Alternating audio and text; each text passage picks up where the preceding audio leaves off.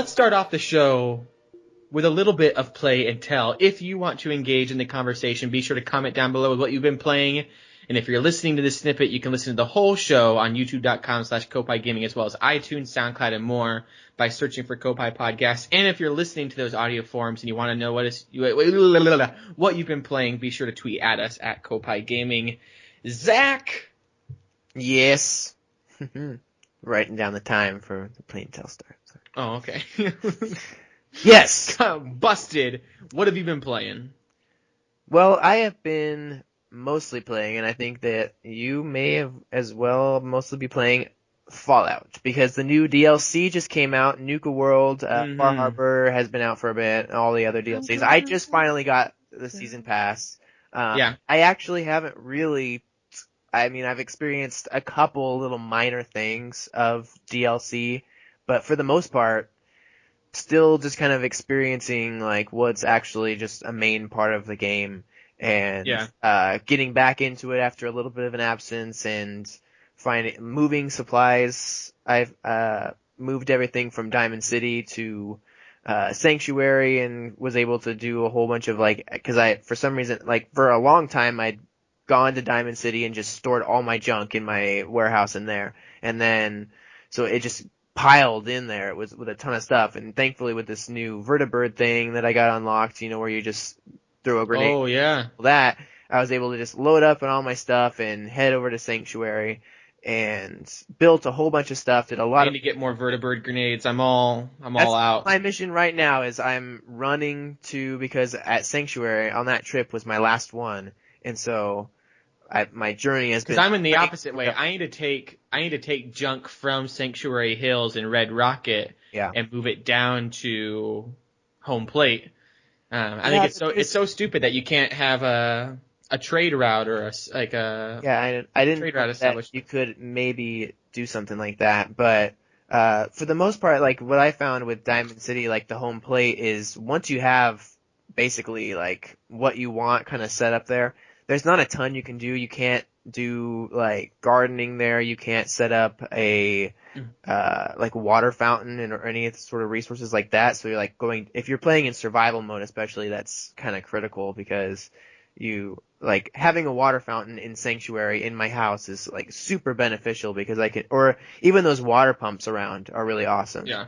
And then I love Home Plate though, because it's so central to the whole map. I can always go to Home Plate. Although I do have Hangman Alley just north of there, which is really, really nice. My Home Plate though is super decked out. I have everything. It's super cozy. It's my home, and so it's basically I'm set there. I needed to move. I have a whole vision for Sanctuary, so it was let's move all my supplies there, and also the little drive-in theater sort of area. I have that Starlight or something. Yeah, that I'm trying to really work up. But that's what a lot of my time has been just spent again back how it was in the beginning with the whole Sean thing, and just spending a lot of time in the Sanctuary. I haven't really been going and I've been focusing just kind of on mostly one quest at a time, if I'm even working on a quest. There's so much of I'm trying to get my gold back up, or not my gold, but my caps. And so I'm hunting a lot, just trying to find trouble to get experience and get levels, and it's just so fun. And to relate this again, it's like Skyrim, it's just my life. To relate this back to Nintendo, for those that are listening, they're well, crap, I tuned into the wrong podcast. Nintendo. And sorry, we do this sometimes on a week-to-week basis where we talk about the games we're playing. To relate this back in Nintendo in two ways. One, I think we're gonna be so they've been doing these little things lately where they've been showing a bunch of The Legend of Zelda Breath of the Wild. Yeah. And it's giving me that serious Fallout, Skyrim vibe of all these videos they keep showing, Link's doing different crafting, different cooking, this different kind of back and forth thing. He's gathering up this stuff, he's cutting down trees and going hunting. And it makes me just think Breath of the Wild is going to be a really awesome way, because I keep thinking with all these NX rumors coming out, man, I'd love to take Fallout on the go, Mhm. in an HD way though. Like I don't want, or like with a comfortable HD sort of way. Like I don't want to do the Vita because that's not like comfortable like controllers, and 3DS would be all fuzzy and stuff. Like I wish I could just take this portable game on the go, or like just hold on the couch or whatever. You know what I'm saying? Yeah. And Legend of Zelda Breath of the Wild is going to be that. And I also, the second thing I want to kind of say to relate this all back to Nintendo is I've also been playing a ton of Metal Gear, the original Metal Gear from the NES. I think I'm playing the MSX version. Yeah. I'm playing the collection of the Metal Gear Solid franchise. I've never played Metal Gear before, so I'm super excited. But this game is super, super hard. Like, I actually, It's that NES. yeah, Like, difficult. spoiler alert for Metal Gear, like not story spoiler alert, but gameplay spoiler alert for Metal Gear. So 1987 spoiler here. There's these little hostages throughout the game, and if you accidentally kill one, which is kind of easy to do, the game's broken. Like, you can't beat the game. Wow. And nowhere does it tell you that. Because the more hostages you save, the more upgrades you get to your equipment and stuff. And I'm facing this boss, and it's like, yeah, you need to use like this many grenades or something to kill the boss, and you can't use that many grenades unless you're level 3, and you can't be level 3 unless you save all these hostages. But if you killed one of the hostages, you're screwed. Yeah. And I'm like, but I'm like 5 hours into the game. And so it's like, well, crap. So I had to restart, and I restarted. The thing is, I restarted, and I got back to where I was like within an hour because I knew exactly where to go. Yeah, like I was kind of saying to you, is like there was a speed run of like 30 minutes, so it seemed like it's like the original Legend of Zelda. Like the original Legend of Zelda would probably take me like a 20-hour experience for me to like beat it without using, same like, here. Yeah. Without like I mean, I would reference guides there once in a while, but like it'd probably take me quite a bit to like just go in it blind. Yeah. And then you have someone like Brian Altano who like can show you how to beat the game in like 3 seconds, where he's just like, oh, if you go in this cave, but if you grab this thing real quick, you can get the Master Sword right there, and then you just go and you kill Ganon and you're done. It's like, oh, okay. Yeah. And I'm learning, like, there's walls in Metal Gear where it's like, there's like secret little ways. I mean, stuff that you would have no idea unless you start just punching every single wall, which I've done, and now I know where stuff is. Yeah. Which I think is super cool, and it's very rewarding to not have a guide with all of that. Mm-hmm. But anyway, bringing this all back, we've been playing tons of Fallout survival mode. I've been playing tons of hardcore Metal Gear. It makes me beg the question I want to ask the audience what they've been playing, but also, do people like these hard games? Yeah. And the whole concept of Nintendo, I don't know if we get a lot of hard games with Nintendo, but it makes me just think, like, I think it's a good question for people. It's what I'm going to make the title of the video. Do people like hard games? Because I've been really loving this whole survival mode where it's like, I've been playing through this one spot of Fallout for like, I don't know, 2 hours now, and I keep dying, and I have to keep restarting because every time you die, you have to restart to the last time you slept, and it's just like, I don't know, it kind of sucks because how hard it is, but at the same time, it's like when I finally do get past it, or when I've got past previous parts that were this hard, it feels so good. Mm-hmm. And I don't know, I think there's like, you look at like Champion Road and Mario 3D World, or all these other like, these old school Nintendo games where it's just like, I think there's a really nice, fun challenge to these hard games I don't think we see anymore. I don't know if it was Podcast Unlocked, or maybe Beyond or something. They were talking about it over on IGN, where it's like, you don't see many hard games nowadays. And there's the argument that's like, oh, it's because, you don't need to make them hard anymore because now they're super long, and so you don't want it to be hard. But, I mean, I don't know. It's just... Well, and a lot of them are... it's a cinematic experience a lot nowadays where basically you're buying a movie in a lot of ways where...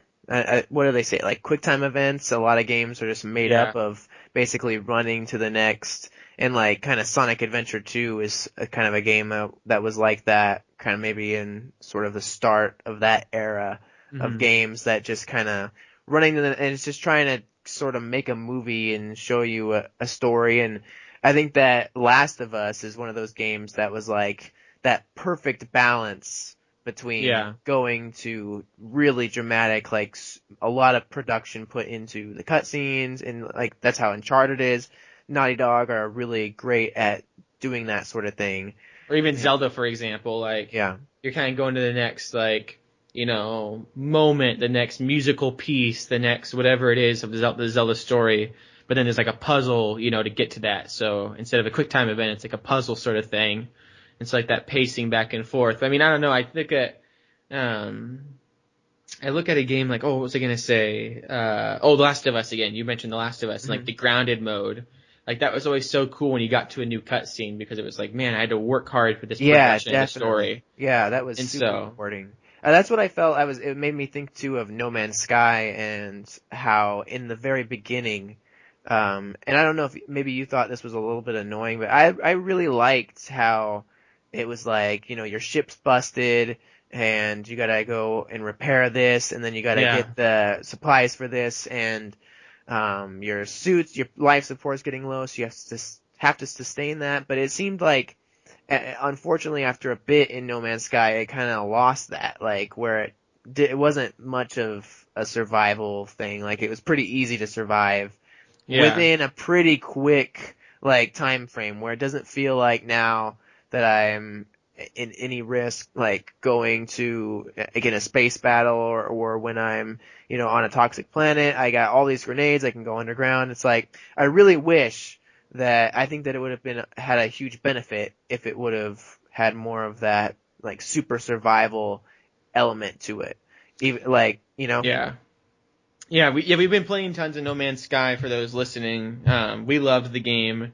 I think we both kind of pulled back a little bit on it now, which once again, it's one of those Animal Crossing games where you don't need to play it every day. You can hop into it, yeah, do a well, and little it bit of progression. it gets to be like it's like a kind of a chore if you want to, because the center is so far away. Yeah, the And if center you're is. and if you want to experience the game and you don't want to be just constantly rushing and trying to like get to the center by a certain deadline to move on and all that, it's just like just take it. Like it's kind of how I've been with Pokemon Go. Is like I still play Pokemon Go Yeah, pretty regularly, but I've taken it down a lot. And only when the mood strikes or when I'm in the appropriate situation, uh, I'll pull it out. But otherwise, it's like I don't know. I haven't put any money into it, and it's kind of realistic for the type of game it is that hmm you just gotta kind of pace it out. Like yeah. I don't want to rush it. I don't want to. Pokemon Go and No Man's Sky are very much so in the same boat of like they're gonna be the games are just going to keep getting better. Like Right. Pokemon Go is not going to get worse. No Man's Sky is not going to get any worse. They're just going to get better, and they're also not going anywhere. Like it's not like Pokemon Go is at a point where even though it's like dropped, I think like 15 million people, it's always gonna. I mean, it's dropped 15 million people from like being 50 million people. Like it still has Yeah. 35 million people playing. It's making billions of dollars. Like it's not going anywhere. It's always going to be this phenomenon, kind of just like underneath everything, especially on the coast where there's way more Pokestops. Like it's in California, it's still a huge, huge thing. Like people are playing it all over the place. Um, and No Man's Sky is the same way, where it's like this is a AAA or not AAA, but it's like a AAA marketed, indie PlayStation 4 game that was like one of the biggest deals for 3 years. Like it's always going to be there. People are always going to be kind of dabbling with it. It's always going to be someone's first experience. And Hello Games are going to be putting a ton of time into it. And so, it'll be nice to kind of hop back into that later and play updates and play like different things if they upgrade, hyperdrives and so it makes it get into the center faster. But yeah, I do like that survival side of things with No Man's Sky, with Fallout, and hopefully with Breath of the Wild. Like I think that'll be a really cool twist where you have a Zelda game, but you also need to survive. I'm worried that it's not going to be like as hard as it maybe should be. Hmm. But at the same time, I You heard people mean the from the survival demo. wise and stuff, or? Yeah, I did hear people though were like saying that you do die much more easily in this Zelda. Like if It you're just climbing, seems like it's not entirely for the type of game that Zelda is. I'm uh sure that the puzzles and like the dungeons are going to be really in depth and a lot of like that's what I think is the best about Zelda. It'll be cool to have some of those survival. like survival elements in there, Mhm. but I don't think it's like that's not, I don't imagine myself getting into it, and I can see myself being just as immersed with it being as many elements from a traditional Zelda game as possible, with just putting up the scope to this insane level of, a huge map, tons of area to explore, great puzzles and dungeons, tons of them, like hundreds of shrines and all that. Like the thought of like having to keep my health up because it's draining because it's Cold. yeah, it's not too like critical of, I think that comes a bit more into play when you're playing something like Fallout that's puts you in that mood a bit more than thinking. I mean, that's kind of the mood you get. You're like in a post-apocalyptic world. I feel like Zelda is a bit more of a puzzle game, just like in nature, that you're expecting. I'm hoping to go in there and get a lot of like creative puzzles and creative ways to test my brain and to, get in there and solve the mystery and heal the world and do all that. Yeah. It's not about, exploring and living in this world as much as trying to That's get the to the thing, though, end. is Experiencing the it story. seems like with the little videos they keep sharing, it seems like it really is about being in this wild world and hunting and gathering Yeah. and Well, that's why uh, it's cool, I think, I guess, to have some elements of it, because, yeah, you're like, it's like in Ocarina of Time, you are running around the world a ton and going around the field, so it has to be like an enjoyable, fun experience, and I think they do want to add elements of like that exploration and going around, but I just think it's like, they don't have to they don't have to go too crazy with that. I yeah. think that it might take away actually from some of the charm of Zelda Yeah, if it's they weird focus too much on that sort of thing. it's weird they haven't even showed a puzzle yet. Like they showed like the shrines like at E3, but as far as like these little snippets they keep showing on their social media channels, they haven't even showed, and even at the E3 thing, they didn't show a full on dungeon. Like it's just, this game's gonna be so good, Yeah. and this survival mode of Fallout and Metal Gear and kind of going through this whole repetitious of difficulty and gaming and all that, it's just getting me super hyped for it. So, maybe let us know down in the comments what you've been playing, but also what you would think of maybe like kind of a more survival focused Zelda, to kind of bring it back to Nintendo. Other games I've been playing real quick before we kind of close out this segment. I did try out the Unravel demo. Super, super cute. I really want to get that full game. I think they have a retail version with like a little unraveled guy. Yeah, Yarny. I almost bought that recently. That game was absolutely gorgeous. Like it was, and it It played looks so beautiful. well. Like Yeah. I thought it would just be like this indie spectacle of like visuals and stuff, like a Journey sort of thing where it's like, look at this, visual kind of experience. Right. But the gameplay was like what you would expect out of Nintendo. So if you do like Nintendo and those kind of platforming games, check out Unravel on the PlayStation 4. And we've also been playing tons of Rocket League Yeah. together. And We need to so, play some more of that like tonight or something. yeah, that'd be great. Yeah, my wife's gone right now, so if we get done recording before she gets back, and if you have some Yeah.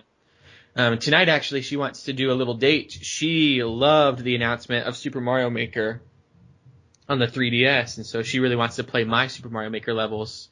Because I got her, if you guys listen to the podcast regularly, you know that I got my wife a 2DS a few weeks ago, and she's been playing tons of new Super Mario Brothers 2, and so she's starting to figure out Mario, and so now she wants to try out some of my levels, now that she actually knows how to play the game. And so we're going to probably be doing that tonight.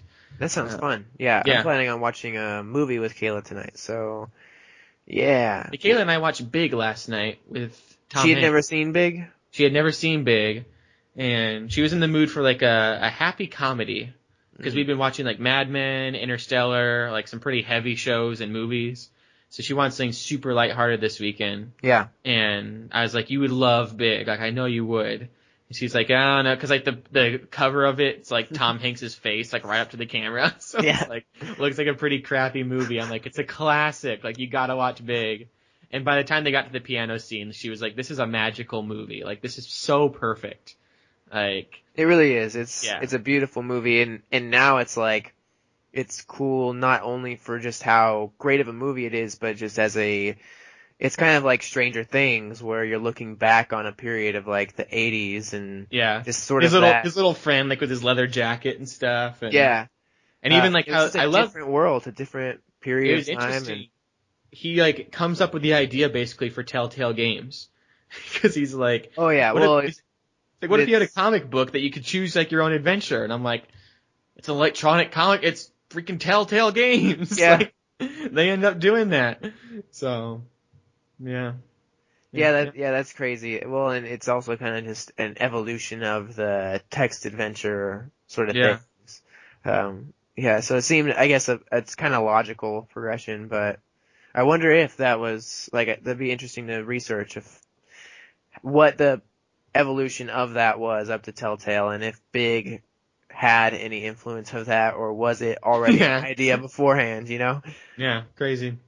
But But yeah, that is and to great. close out the show, or not the show, I think I always say that. Um, Goodbye. to close out the snippet, you've been playing lots of Lego Jurassic World, which is available, I think, on Wii U and 3DS. Yeah, that'd be Uh, interesting to play the 3DS one, because I'd yeah. be interested to see just all the differences, how they scaled it down and everything. I'm really loving it.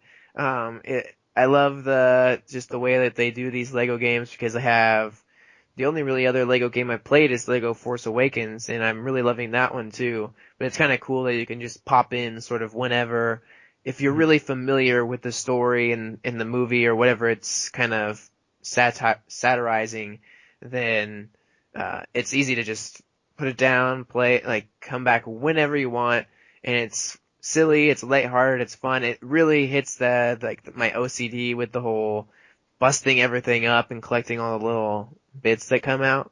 Mm-hmm. Well, Oh, yeah, that, I think, 'cause cause I just go I down and platinumed, I'm like, and just like knocking them yeah, out and just collecting, and it's like, I need to go do something, and then it's like, oh, there's a little thing I can smash, so I'm gonna go smash it. yeah, I platinumed Lego Jurassic World. It was one of my favoriteest platinums, like, to get when 100% of that game achieved, and, it's also one of those platinums where it's like, you really have to do everything to get the platinum, like, you have to collect all of these little things, all of those little things. You have to do these, and it also does little things where it's like, play with this character at this location. Like, it's just cute little things. Yeah. And it makes me really excited for Lego Force Awakens because I love Star Wars. I love where Uh, they throw in the little, like, the little voice clips in certain areas, like, yeah. not necessarily where it's, I'm not talking about how they just use it in the cutscenes, but just Oh yeah. in little parts of, like, what was she doing that, like when I had to go to the little piles of poop, and she would jump in the pile and, like, dig Yeah. around, like, her complete body just goes in, buried into this pile of poop.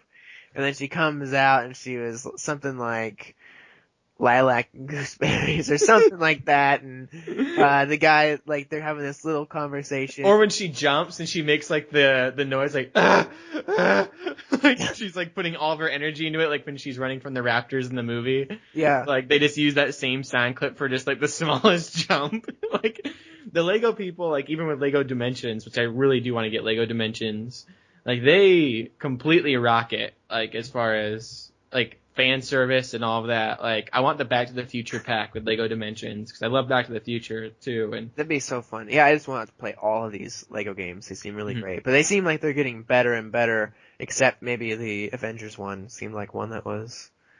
Yeah, I I mean, but think it that's also. depends on what, like, but also like Greg Miller was the one who's like super into that sort of thing, and also, but maybe he did praise that one game. I thought maybe it was, he was. I don't know with the Avengers ones and all that. Like I hear like they're the worst, but I also like. I think even the worst Lego game is still a fun game. Yeah. If it's not critically well received, it's probably like mainly on like the story front or something. But I mean, I don't really care. Like I guess it depends too on like what you're doing. I mean, you're doing the freaking Avengers versus like Back to the Future and Jurassic Park, like yeah, huge things that like are on a worldwide scale, like everybody knows about. yeah, Avengers is kind of a niche thing, like where if you're a comic book fan, I mean, a lot of people will go to see it because it's a spectacle in the theater and the height of like CGI, but are you really like into the Avengers like you would be into like yeah. growing up, you were into Jurassic Park, or growing up Back to the Future was just a a thing that's like part Mhm. of pop culture. So Yeah. I think that it depends on like the scale of it. If you're doing, it's like Telltale, and The Walking Dead was like the perfect time for it, for such a thing. I guess they did Back to the Future and it didn't work out. So, and they also Yeah. did Jurassic Park. And, so Yeah. I don't know. But Maybe I just debunked that, but you know, I don't know. Yeah. yeah, But yeah, Lego, super exciting. there you go. And let us know down below what you've been playing. And if you did enjoy this discussion on YouTube, be sure to leave us a like and share us with all of your friends. And head over to iTunes and leave us a positive review, even if you're watching on YouTube. We're trying to get that iTunes page built up a little bit, so be sure to head over there and let us know. Thank you so much. Thank you.